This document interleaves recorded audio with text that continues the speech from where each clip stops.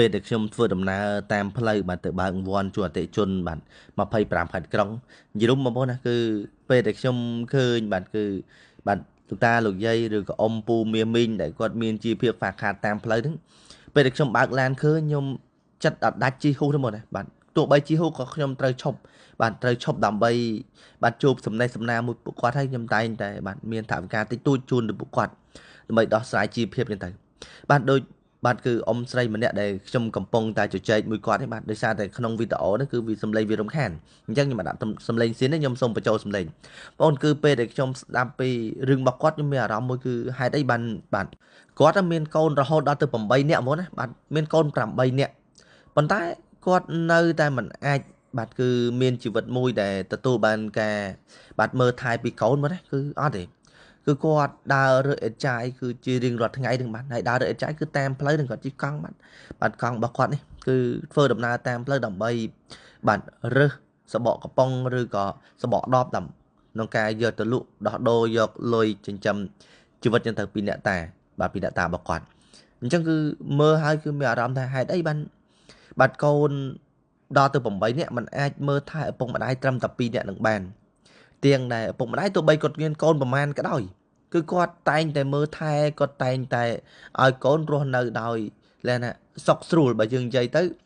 បាទគឺគាត់ខិតខំប្រឹងប្រែងគ្រប់បែបយ៉ាងដើម្បីឲ្យកូនហើយទាំងដែលគាត់ដឹងថាកូនទី1បាទមានទាំងការហូបការញ៉ាំការស្លៀកពាក់និងការសិក្សារៀនសូត្រនិងការតម្រែតម្រង់ផ្ដៅកូនចៅចឹងទៅតែសម្រាប់គឺបើសិនជាយើងចិញ្ចឹមឪពុកម្ដាយវិញបាទដូចជាគាត់អត់មានទីមទាអនាគតទេគឺសំខាន់ផុតឲ្យតែមានអាហារ3ពេលឲ្យគាត់គ្រប់គ្រាន់គឺគាត់សប្បាយចិត្តហើយបាទអាហារគ្រប់គ្រាន់3ពេលហ្នឹងបាទគឺគាត់សប្បាយចិត្តហើយបាទគឺមានចំណីចំណុកតិចតួចបាទរបស់ទ្រព្យរបស់ឲ្យដូចជាគាត់មិនសូវជាចង់បានទេកន្លែងហ្នឹងបាទតែបាទគឺដល់ពេលយើងឃើញបែបហ្នឹងគឺមានអារម្មណ៍មួយគឺសំណោះមែនតើបាទឪពុកគេឪពុកយើងម្ដាយគេម្ដាយយើងបាទខ្ញុំសម្រាប់ខ្ញុំមុនណាគឺខ្ញុំក៏កើតនៅក្នុងតកោមួយដែលបាទខ្សត់ដែលក្រលំបាកបាទក្រលំបាក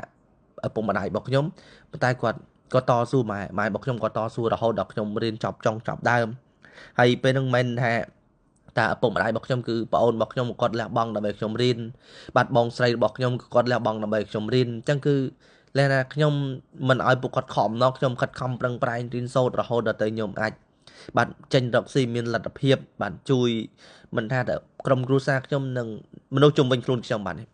បាទដូចអ៊ំស្រីខ្ញុំបានជូនទៅប្រាក់គាត់បាន200000បាទជូនគាត់200000ដើម្បីគាត់ដោះស្រាយជីវភាពអញ្ចឹងខ្ញុំលះណាថាអ្វីដែលខ្ញុំធ្វើរាល់ថ្ងៃនេះខ្ញុំមិនដែលទៀមទាចង់បានអីបានទេមុនណាគឺធ្វើមិនក៏ដោយគឺខ្ញុំជួយមនុស្សឲ្យបានច្រើនបំផុតបាទតែអ្វីដែលអាចធ្វើទៅបានហើយជាក់ស្ដែងទៀតពេលដែលខ្ញុំបានធ្វើអំពើត្រអទាំងអស់ហ្នឹងបង្ហាញទៅកាន់ពុកម៉ែបងប្អូនហើយបានពុកម៉ែបងប្អូនគាំទ្រស្រឡាញ់ហើយជាពិសេសគឺមានការលើកទឹកចិត្តមានការនិយាយលើកឡើងពីពុកម៉ែបងប្អូនខ្ញុំពិតជាមានមោទនភាពហើយធ្វើអត់ហត់អត់ហត់ទេខ្ញុំខិតខំប្រឹងប្រែងធ្វើកាន់តែខ្លាំងជាងនឹងទៀតហើយក៏អរគុណទឹកចិត្តបងប្អូនចូលមើលហើយមិនត្រឹមតែ like share ហើយគឺបាទ comment លើកទឹកចិត្តឲ្យនេះគឺខ្ញុំសប្បាយចិត្តខ្លាំងមែនទេអញ្ចឹងហើយបានណាធ្វើអីក្រោយមកណាគឺពេលយើងទទួលបានការគ្រប់គ្រងកាន់តែខ្លាំងការធ្វើយើងកាន់តែខ្លាំងជាងមុនទៅហើយការដឹកនាំបាទក្រុមហ៊ុនកំណត់សម្រាប់ដែលខ្ញុំធ្វើនេះគឺខ្ញុំជាពុកម៉ែបងប្អូនណាគឺយើងនឹងបង្កើតឱកាសការងារជូនពុកម៉ែបងប្អូនបាទមិនថានៅទីណាទេមិនថានៅស្រុកស្រែជនបទទីក្រុងគឺយើងនឹងព្យាយាមធ្វើយ៉ាងម៉េចឲ្យពុកម៉ែបងប្អូនមានការងារមានប្រាក់ចំណូលខ្ពស់ជាមួយក្រុមហ៊ុនកំណត់សម្រាប់នឹងធ្វើឲ្យពុកម៉ែបងប្អូនមានប្រាក់ចំណូលខ្ពស់ហើយគឺជីវិតនឹងល្អប្រសើរជាមួយកំណត់សម្រាប់អញ្ចឹងសង្ឃឹមថាបងប្អូននឹងជួយគ្រប់គ្រងកាន់តែខ្លាំងជាមួយក្រុមហ៊ុនកំណត់សម្រាប់បាន